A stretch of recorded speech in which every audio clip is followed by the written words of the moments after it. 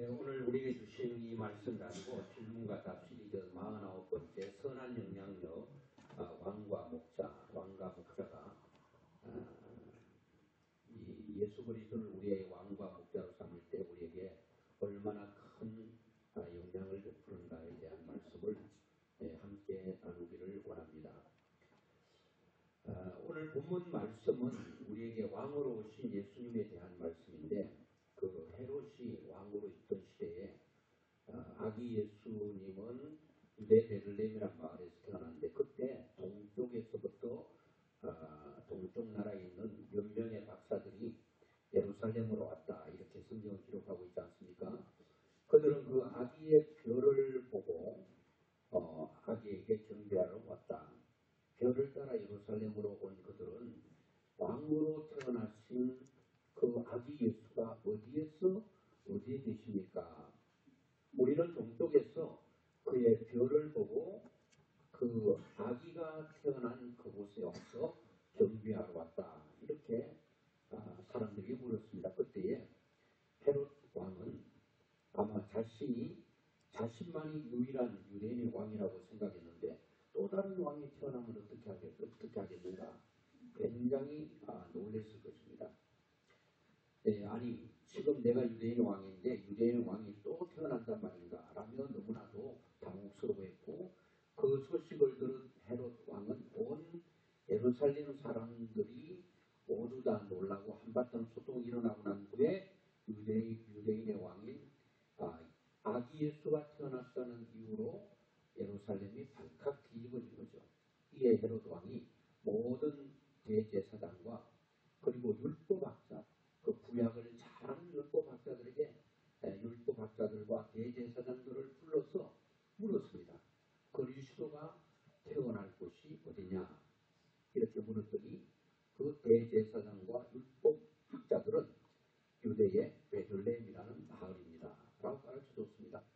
그런데 이미 하나님은 예언자들을 통해서 예수님이 유대 베들레헴에 태어날 것을 미리 수없이 말씀을 하셨거든요.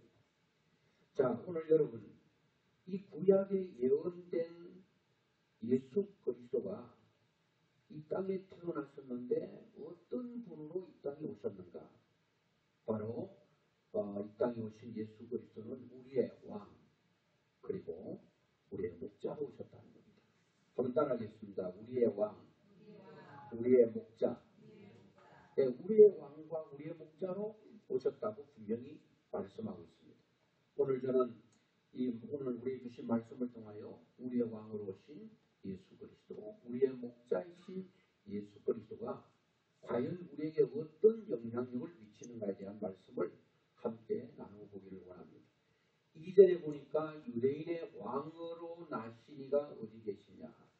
유대인의 왕만 아니라 오늘 이 세상의 모든 사람들의 왕입니다. 만왕의 왕, 그리고 그 왕 대신 유대인의 왕은, 또 이 세상의 모든 왕은 여러분과 저의 왕이라고 하는 것입니다. 6절에 보니까 또 유대 땅 베들레헴아, 너는 유대 고을 중에서 가장 작지 아니하도다.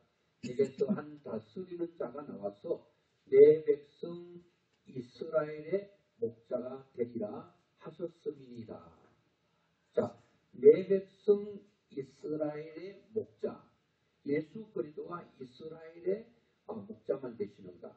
아니죠. 온 세상의 목자이시고 또 여러분과 저의 목자가 되신다는 거예요. 그래서 2절과 6절에서 예수님의 오심은 유대인의 왕으로, 또 한 다스린 자가 나와서 백성의 목자가 되리라, 이렇게 말씀을 하셨는데, 여기서 왕의 직무는 뭡니까?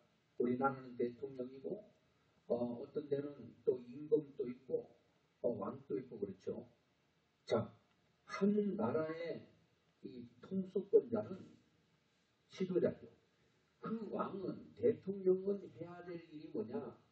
나라가 평안할 때는 나라를 잘 이렇게 혹시라도 외부로부터 침입이 오는 것을 대비해서 나라를 튼튼하게 잘 지키고 보호할 책임이 왕에게, 대통령에게 있는 거죠. 우리 대통령이 해야 될 일은 나라를 잘 다스리는 겁니다. 이게 왕이 해야 될 일입니다. 자, 예수 그리스도는 이 땅에 어떤 한 나라의 왕으로 오신 게 아니라 만왕의 왕으로 이 땅에 오셨어. 그 예수님은 이 땅의 모든 것을 잘 다스리는 분으로. 그리고 목자는 각각 다른 말인데 여기서 목자라는 단어의 원어를 보면 포이마이노라고 하는 건데 양을 치다. 그리고 목자는 양을 치는 것. 그리고 양을 칠 뿐 아니라 양을 잘 돌보고 그리고 돌볼 뿐 아니라 잘 지키는 것. 그게 바로 목자라고 하는 의미인 것입니다.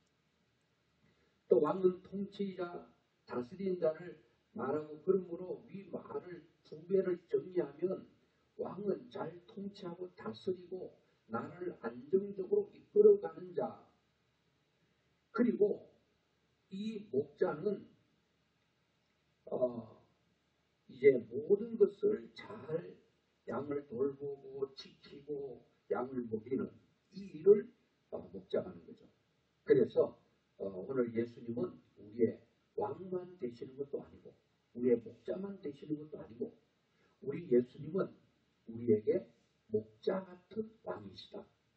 즉 말하면 우리를 잘 먹이시고 인도하시고 보호하실 뿐 아니라 우리를 다스려 주시고 우리를 통치하시고 우리를 인도해 가신다는 거예요. 왜 하나님의 통치를 받아야 되느냐? 왜 하나님의 인도와 하나님의 보호와 다스림을 받아야 되느냐? 그것은 여러분과 제가 인생을 살면서 지금까지 우리의 나이가 우리의 삶이잖아요. 여러분들이 지금까지 살면서 내가 내 마음에 내가 왕이 되어서 또 내 인생의 왕이 되어서 인생을 걸어가고 다스리고 통치하고 인도해 왔는데 진짜 내가 잘 다스렸다. 만족할 만큼 흡족해하는 사람들이 많지 않다는 거예요. 우리가 어떤 길이 옳은 길이고 어떤 길이 잘못된 길이고 어떻게 살아야 바로 살고 어떻게 믿어야 바로 믿는가에 대한 것도 우리는 정확하게 잘 몰라요. 잘 모르면서도 우리는 내 인생의 주인이 되어서 인생을 마음껏 끌어가고 있는 것입니다. 지금까지 우리의 삶이 내가 선택하고 내가 결정하고 살아온 게 오늘 우리의 삶이에요. 그런데 오늘 예수님께서 이 땅에 오신 것은 우리의 만왕의 왕으로 그리고 우리의 목자로 오셨다. 그렇게 말씀하고 있습니다. 그래서 예수님은 하늘과 땅의 모든 권세를 가지신 왕이요 온 세상을 창조하신 창조주이시면서 왕이시다. 그래서 모든 왕들을 세우시고 폐하시는 왕들의 왕이시다. 여러분 이 세상의 왕은 다 뭐가 있어요? 다 우리나라도 대통령이 5년이에요. 5년. 5년 하려고 당선돼서 있는데 밀려나고 또 여러 가지 일들이 일어나고 있지 않습니까? 그러니까 모든 나라에는 이렇게 대통령 통치자들은 이 어떤 통치하는 그게 있다는 거예요. 이 어떤 횟수가 있다는 거예요. 그런데 예수님은 왕으로서 어떤 5년, 7년 하고 10년, 100년 하고 끝나는 것이 아니라 1000년, 100년 다스리는 왕이 아니라 영원한 왕이시다. 그렇게 말씀하고 있습니다.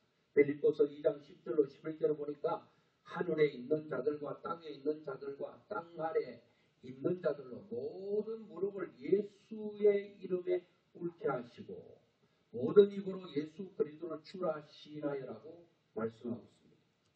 하늘과 땅에 그리고 땅 아래에 있는 모든 것들을 통치할 수 있는 그분이 바로 만왕의 왕이신 예수 그리스도라. 우리가 이 이름을 우리가 소유하고 있어요. 제가 말씀드린 것처럼 어떤 분이 제가 지난번에 임마누엘에 대한 설교도 하고 예수 그리스도 예수라고 하는 이름도 설교를 했는데 이 예수라고 하는 이름이 보통 이름이 아닙니다. 하늘과 땅의 모든 권세 그 하늘에 있는 자들과 땅에 있는 자, 땅 안에 있는 모든 자들로 예수 그리스도 이름 앞에 무릎을 수 있도록 하나님께서 모든 이름에 뛰어난 이름 한 이름을 주신 거예요. 그 이름이 바로 예수. 그 이름 예수는 어떤 분으로 오셨다고요? 만왕의 왕으로 오셨다. 통치자로 이 땅에 오셨다라고 하는 것입니다. 그래서 그 주님이 모든 이거로 예수 그리스도를 주라 시인할 수 있도록 그렇게 만들었다라고 우리에게 말씀하고 있습니다.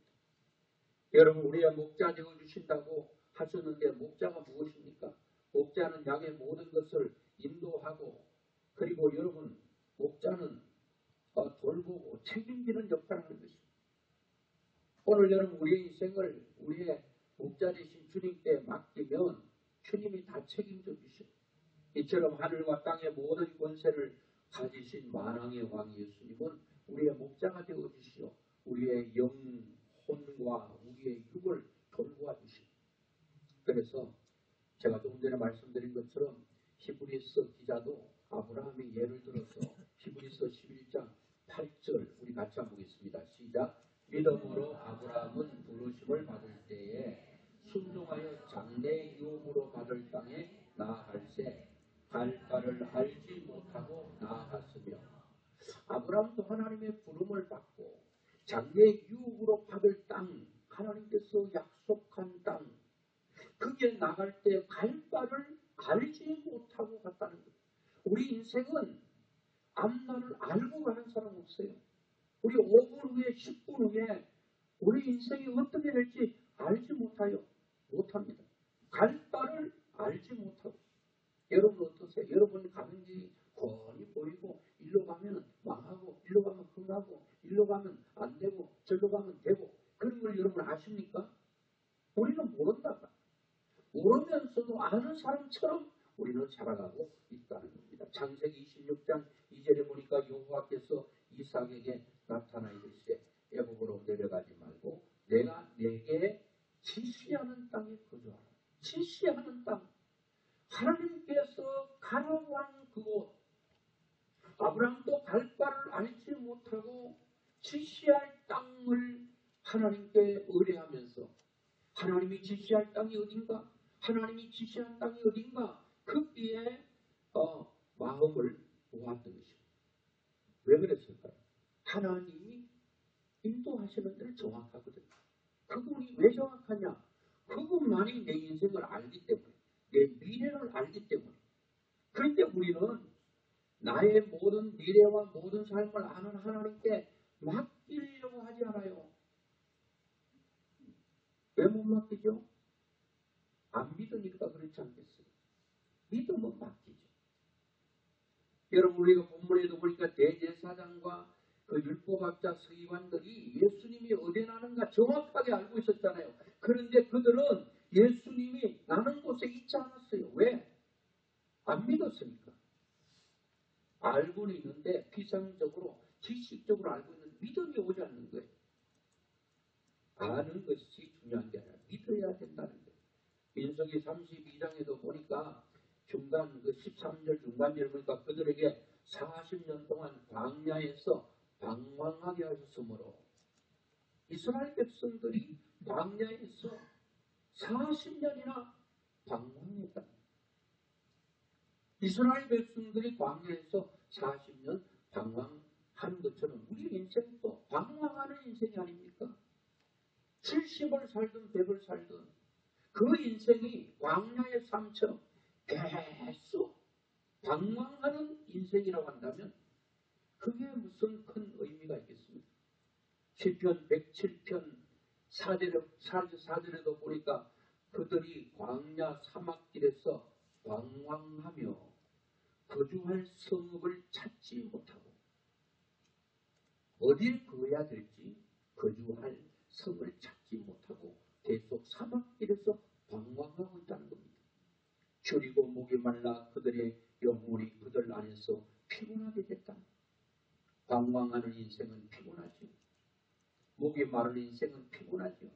이에 그들이 근심 중에 여호와께 부르짖음에 그들의 고통에서 건져주시고 그들이 방황하고 목마르고 거주할 성을 찾지 못할 때 하나님 앞에 근심 중에 부르짖었더니 그들의 고통에서 어떤 고통, 방황하는 고통, 거주할 성을 찾지 못해 마음이 참 안정을 취하지 못하는 그들에게 주님께서 그 고통에서 건져주시고 7절에 7절이 있습니까? 같이 읽어보겠습니다. 시작. 또 바른 길로 인도하사 거주할 성읍에 이르게 하셨도다. 여호와의 인자하심과 인생에게 행하신 기적으로 말미암아 그를 찬송할지로다. 여러분 그들은 뭐했다는 광야 사막길에 방황했다는 거예요. 거주할 성을 찾지 못했다는, 줄이고 목이 말랐다는, 영혼이 피곤했다는 거예요. 그때 하나님 앞에 부러지셨으니 건져주셨는데, 건져주시고 또 바른 길로 인도해 주셨다. 그할 성읍에 이르게 하셨다. 정확하게 그들이 이뤄야 될 그곳, 목적한 목적지, 그 길로 바른 길로 인도했다. 우리는 바른 길처럼 생각했는데 바른 길 아니에요. 옳은 줄 알고 갔는데 그것이 옳지 않는 길이었어요. 하라는 것은 하지 않고 하지 말라는 걸 하고 우리 그렇게 인생을 맞고 살아가는 것입니다. 이런 인생에게 구절에 그가 사모하는 영혼에게 만족을 주시며 주린 영혼에게 좋은 것으로 채우시미로다.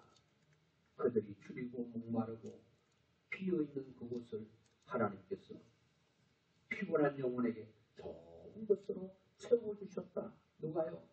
바로 우리의 목자 되신 예수님께서 채워주셨다. 시편 119편 176절에 보니까 이런 양같이 내가 방황하오니 주의 종을 찾으소서. 내가 주의 계명들을 잊지 아니함이니이다. 요한복음 10장에도 보면 예수님은 이렇게 표현하고 있어요. 요한복음에는 보면은 아예 이렇게 나는 목자다, 나는 생명의 떡이다, 나는 길이다, 나는 진리다, 이렇게 요한복음에는 아예 이렇게 나오는데 요한복음 10장에는 예수 그리스도를 무엇으로 표현하고 있는가 하면 목자로 표현하고 있습니다. 선한 목자이신 예수님은 자기 양 한 마리를 자세히 다 알고 있다는 거예요. 각각 이름을 지어주고 각각의 양의 이름을 불러 인도하여 주신다고 말씀하고 있습니다. 검둥이, 흰둥이, 전백이, 초롱이 등등 다 하신다는 거예요. 그런데 10절에 보니까 선한 목자이신 예수님은 양으로 생명을 얻게 하고 더 풍성히 얻게 하기 위해서 이 땅에 오셨다. 여러분의 삶이 풍성하다면 그게 더 풍성하게, 여러분의 삶이 행복하다면 그게 더 행복하게 하나님께서 우리에게 생명을 주시되 더 풍성히 주기 위해서 이 땅에 오셨다는 거예요. 11절과 15절에도 보니까 11절에 나는 선한 목자라, 선한 목자는 양들을 위하여 목숨을 버리거니와 15절에 나는 양을 위하여 목숨을 버리노라. 예수님은 이 땅에 목자로 오셔서 우리를 위해서 목숨을 버렸다. 십자가에서 죽으셨다. 이거보다 더 큰 사랑이 여러분 어디 있겠습니까? 우리 한 명 한 명을 다 알고 있습니다. 너무나도 디테일하게 잘 알고 있어요. 여러분이 여러분 자신을 아는 것보다도 우리의 목자 되신 예수님이 더 잘 알고 있다. 그렇다면 우리 인생을 그분에게 맡겨야 되겠어요? 맡겨야 되겠어요? 당연히 맡기셔야 되죠. 그 여러분 잘 맡겨지고 있나요? 또 맡기고 살고 있나요? 이사야 49장 16절에는 내가 너를 내 손바닥에 새겼다. 우리 이름을 주님의 손바닥에 새겼대. 손바닥이 여러분 얼마나 가까이 있습니까? 손바닥 표면은 여러분의 이름이 하나님의 손바닥에 다 새겨져 있대. 이 상징적인 의미이긴 하지만 주님이 그 정도로 우리를 새겨버렸다. 새겨버렸다. 그리고 이사야 40장 11절에도 그는 목자같이 양무리를 먹이시며 어린 양을 그 팔로 모아 품에 안으시며 젖먹이는 암컷들을 온순히 인도하시리로다. 28장 10편 28장 9절에는 주의 백성을 구원하시며 주의 산업에 복을 주시고 또 그들의 목자가 되시어 영원토록 그들을 인도한다. 우리의 목자 되신 주님은 기분 나쁘다고 네 마음대로 살아라 폭대하지 않으세요. 끝까지 우리를 인도하신다. 영원토록 우리를 인도하신다는 거예요. 어디까지 인도하시는 거예요? 그분은 천국 가는 그날까지 우리를 인도하시고, 우리가 목자 되신 주님과 함께 갈 때에 우리는 두려움이나 공포나 어떤 근심과 걱정을 목자 되신 그분이 다 책임져 주기 때문에 그분께 다 맡겨버리는 거예요. 여러분, 그 목자 되신 예수님께서 이 땅에 오셔서 하신 일이 뭡니까? 마태복음 15장에 보면 수많은 사람들이 예수님께 몰려 들어왔습니다. 각종 병든 자들이 왔습니다. 다 치유해 주셨어요. 그리고 그들의 말씀을 그들의 말을 다 귀담아 들었습니다. 마태복음 15장 32절에 보니까 예수께서 제자들을 불러 이르시되 내가 무리를 불쌍히 여기노라. 그들이 나와 함께 있은지 이미 사흘임에 먹을 것이 없더라. 길에서 기진할까요? 굶겨 보내지 못하겠노라. 예수님은 배고픈 사람들의 배를 채워주시고 병든 자를 치유해 주시고, 그것뿐입니까? 마태복음 4장에는 여러분 큰 풍랑과 파도로 제자들이 그냥 침몰돼가는 배에서 죽음의 위기가 오는데 주님을 불렀잖아요. 그때 주님께서 바람과 파도를 꾸짖으시니까 바로 고요하고 잠잠해지는, 오늘 여러분 우리 인생에도 얼마나 많은 풍랑과 파도가 불고 있고 치고 있습니다. 우리 힘으로 그것을 고요하게 잠잠하게 여러분 할 수가 없습니다. 오직 목자 되신 주님께서 오셔서 그 파도와 그 바람을 명하시면 여러분 잠잠하고 고요해지게 될 줄로 믿습니다. 마태복음 4장 24절에도 보니까 그의 소문이 온 수리아에 퍼진지라 사람들이 모든 앓는 자, 곧 각색병과 고통에 걸린 자, 귀신 들린 자, 간질하는 자, 중풍병자들을 데려오니 저들을 다 고쳐 주셨다라고 이렇게 말합니다. 마가복음 5장에 보니까 12살 된 손녀가 죽었을 때 주님께서 살린 사건과 누가복음 7장에도 여러분 이 과부의 아들, 홀로 사는 여인의 아들 청년이 죽었을 때 그 청년을 살렸을 뿐만 아니라 요한복음 11장에는 죽어 냄새나는 나사로를 살렸던 이런 놀라운 역사를 주님께서 계속 일으키고 있는 것을 보게 됩니다. 그래서 우리가 이 찬양 가운데서 당신은 영광의 왕, 당신은 무슨 왕? 평강의 왕. 하늘은 당신은 하늘과 땅의 주, 당신은 정의의 아들, 천사가 무릎 꿇고 예배하고 찬송하네. 영원한 생명 말씀, 당신은 예수 그리스도 주. 호산나 다윗의 자손께 호산나 불러 왕 중의 왕.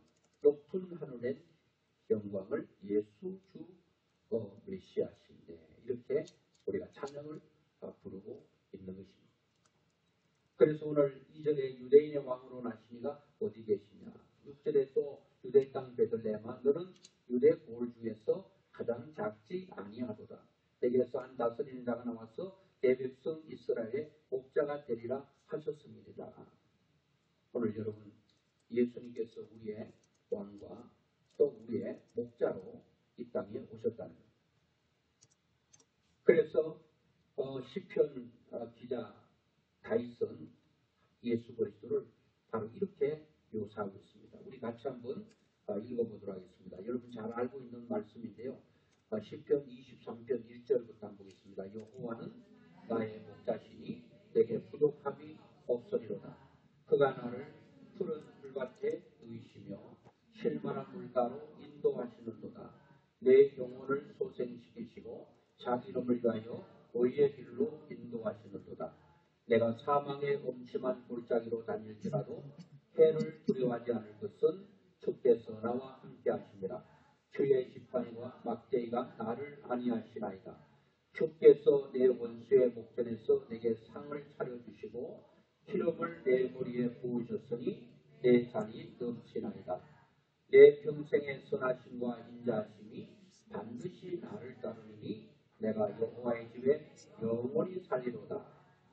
여러분 여러분 지금 이렇게 다윗은 이렇게 고백한 다윗의 마음은 어떻겠습니까?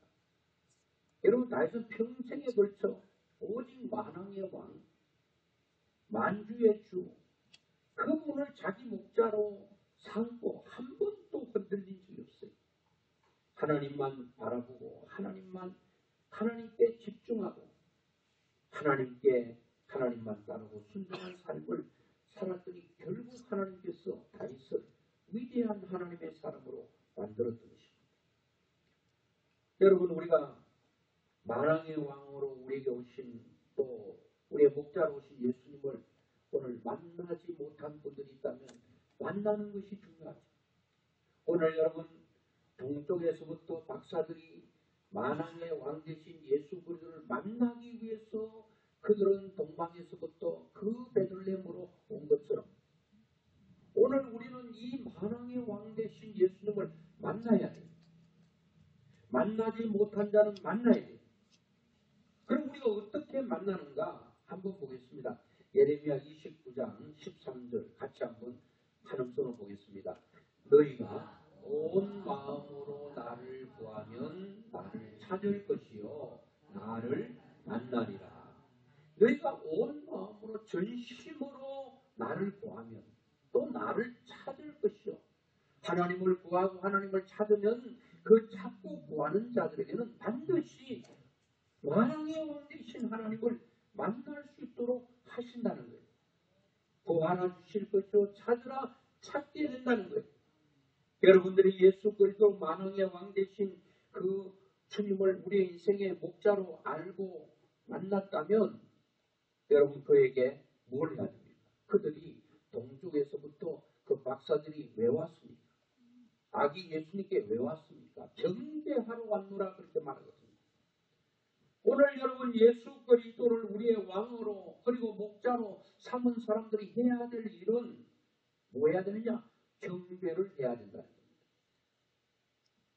맡기고 경배해야 돼요. 시편 31편 5절에 보니까 내 길을 여호와께 맡기라. 그를 의지하면 그가 이루시고. 여러분 우리의 길, 우리의 미래죠. 우리의 삶이죠. 그리고 또 우리의 하는 모든 일이죠. 이걸 맡기라는 거예요. 제가 여러 번 말씀드리는데 여러분 이 사우나 목욕탕 이렇게 가면 입구에 반드시 여러분 그거 보셨죠? 빨간 글씨로 하얀 아크릴의 빨간 글씨로 귀중품은 맡기셔야 됩니다. 맡기지 않는 귀중품에 대해서는 책임지지 않겠습니다. 그런데 내 주문에 검덩어리하고 진주하고 엄청나게 있는데 거기에 맡길 수가 없어요. 왜? 오히려 그 가운데에 맡겨버리면 오히려 이게 잘못될 수 있을 것 같아가지고 그냥 사무를 한 것 같은데 집어넣어놨어요. 또 선생은 기가 막히게 냄새를 잘 맡아. 그거를 딸고 가져가 버려요. 아무리 주인인데 하소연해도 주인은 여기 보십시오. 뭐라고 되어 있습니까? 맡긴 것에 대해서는 우리가 책임지지만 맡기지 않는 데서 책임을 지지 않겠다고 써졌잖아요. 맡기셨나고. 여러분 세상은요. 또 어떤 사람에게 맡겼어요. 믿고 맡겼어요. 그런 경우들이 후에 얼마나 불행해지는 경우가 많은지 모릅니다. 제가 지난번에도 한번 말씀드린 것 같은데 지연이를 알 수 없는 그 글 가운데 이런 글이 있더라고요. 3번아 잘 있거라 6번은 간다. 이렇게 써진 글이 있는데 이 글을 보니까요. 어느 농촌에 노부부가 살고 있었는데 이 노부부는 동네 사람들에게 서울에 사는 아들 내와 공주같이 예쁜 손녀를 자랑하는 것이 이 할아버지 할머니의 기쁨이었어요. 그래서 다른 사람들이 이 할아버지 할머니가 자기 아들과 또 며느리와 손녀를 여러분 자랑하는 것을 부러워했어요. 아들은 명문대를 나오고 이제 좋은 이제 그 직장에 들어가서 아파트를 사고 잘 살고 있습니다. 그런데 아들은 효자에서 추석과 설에는 거의 빠지지 않고 손녀와 함께 찾아왔는데 아들 외에는 고향에 내려올 때마다 아버님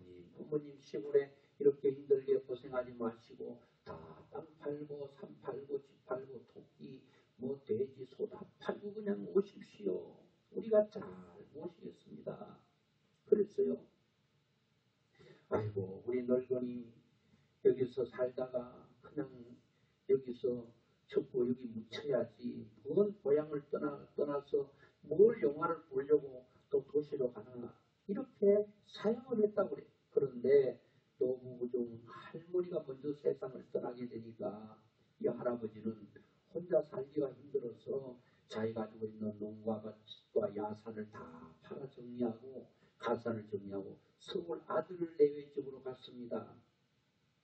그런데 아들네외는 아버지가 팔고 온 땅을 가지고 또 그 모든 돈을 가지고 32평 아파트에서 42평 아파트로 옮기고 처음에는 그런 대로 평안하게 잘 살았다 그래요.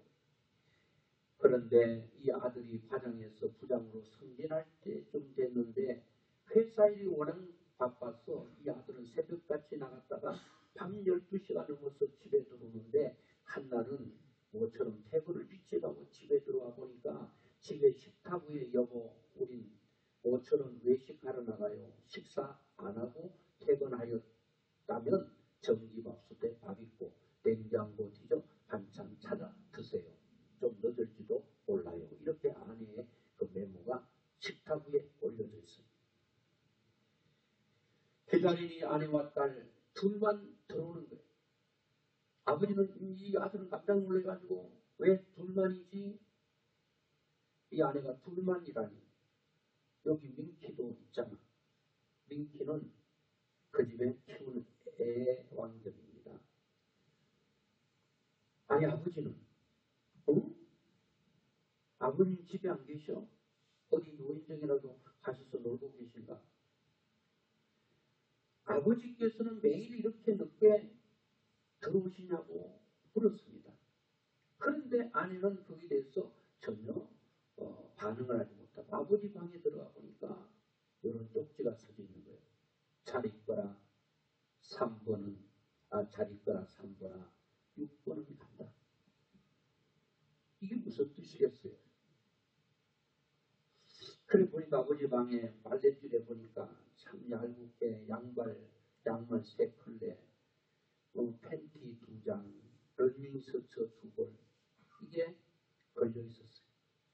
옷장 위에는 어머니의 사진이 놓여 있고 소반 위에는 멸치볶음, 소고기, 장조림, 신김치 이게 전부였습니다.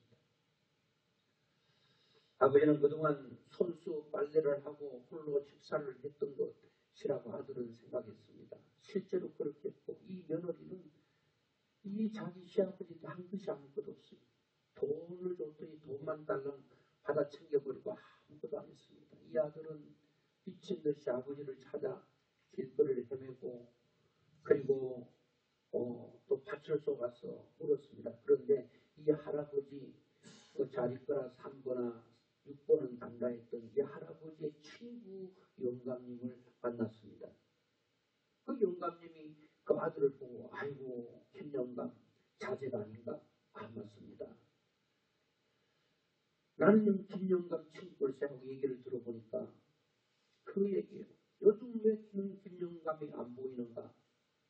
그런데 안 그래도 자기가 창피해서 아버지가 가출했다는 얘기를 못하고 그리고 이제 이런저런 얘기하는데 뭐 이 뜻을 알 수가 없어서 이 친구 할아버지는 물었다는 거예요. 잘 있거라 3번아 6번은 간다. 이게 무슨 말인지 모르겠다고 했더니 이 사람아 왜 그 뜻을 모르나? 너희 아버지가 늘 이렇게 얘기했어. 1번은 자기 아내 그 아들의 며느리죠. 며느리 1등 2등이 그 할아버지 손주 손녀 3번이 아들 4번이 뭐라고 했어요? 애완견 민키 5번은 파출부 가사도우미 6번이 누구냐? 할아버지일 뿐. 이 할아버지가 키는 집을 났습니다. 찾지를 못합니다. 오늘 여러분 제가 이 예는 뭐 잘하는 사람들이 왜 없겠어요? 뭐 부모님으로부터 물려받았기 때문에 거기에 대한 보답으로 열심히 하는 사람도 있지만 나는 부모로부터 그냥 둥근 몸뚱아리 하나만 가지고 있다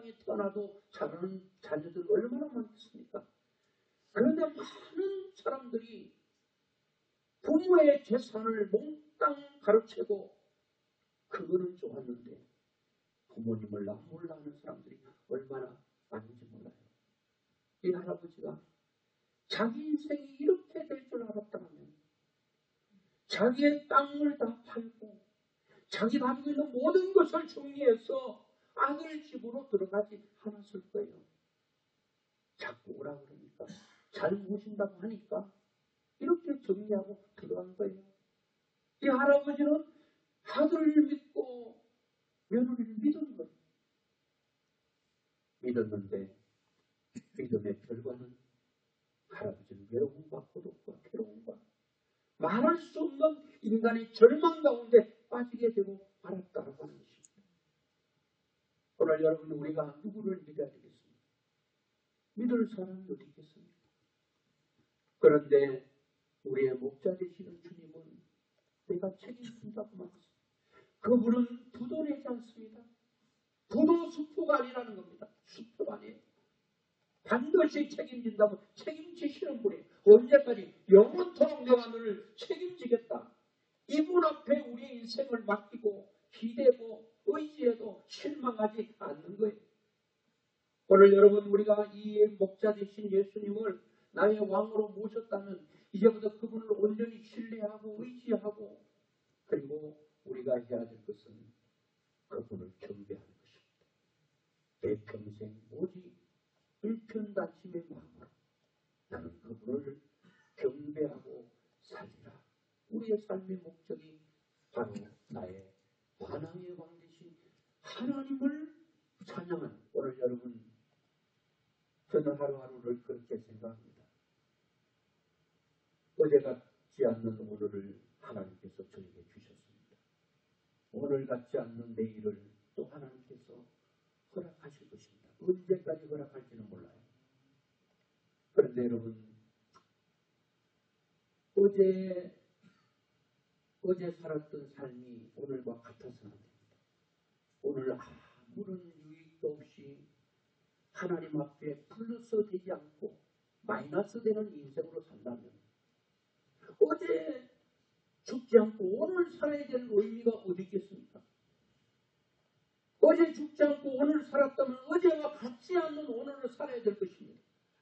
오늘 하나님께서 이 땅에서 나를 불러가지 않고 내일을 주신다면 오늘과 같지 않는 내일을 또 우리는 살아야 되는데 그것이 뭡니까? 내가 하나님께 어떤 기쁨이 되고 하나님께 무슨 유익으로 살았는가? 그리고 하나님께만 아니고 나와 가장 가까운 사람에게 여러분이 이 땅에 존재함으로 그에게 어떤 유익을 주며 사는가? 10년 전이나 10년 후나 똑같다면 10년 전에 죽는 것이 훨씬 더 좋지 않겠습니까? 어떤 사람은 자꾸 죽고 싶다 그래서 죽으라 그랬더니 죽기는 싫고 아이고 못 살겠네 자꾸 그러길래 못 살면 죽겠다는 얘기 아니겠냐 그랬더니 죽겠다는 얘기는 아니래요. 못 살겠기는 한데 그러면 못 살면 죽어야 되는데 죽기는 싫대요. 여러분 오늘 우리가 나이가 점점 먹어가고 근데 10년 전이나 10년 후나 뭔가 아무것도 이렇게 불러서 되지 않는 인생 그렇다고 해서 여러분 10년 전이나 20년 똑같이 있다고 아이고 살 필요 없네 그렇게 스스로 내 생명을 내려놓으라 그런 의미는 아니라는 겁니다. 그때 제대로 살지 못했다면 이제 남은 생이라도 하나님께 유익하고 또 나와 관련된 사람들을 유익하게 하고 그들을 복되게 하는데 우리의 삶을 드려야 되지 않겠는가. 오늘 여러분 하나님은 우리에게 내가 너의 인생의 목자 되어줄게 계속적으로 우리에게 제수처럼 손을 내밉니다. 우리는 그 손을 잡아야 돼요. 그분의 인도를 받아야 되는 것입니다.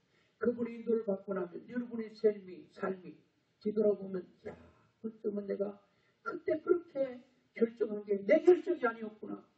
목자 되신 주님께서 나에게 주신 대로 결정했더니 후회 없는 인생이 됐구나. 그거를 결정하게 된다. 여러분 맡기면 책임져 주십니다.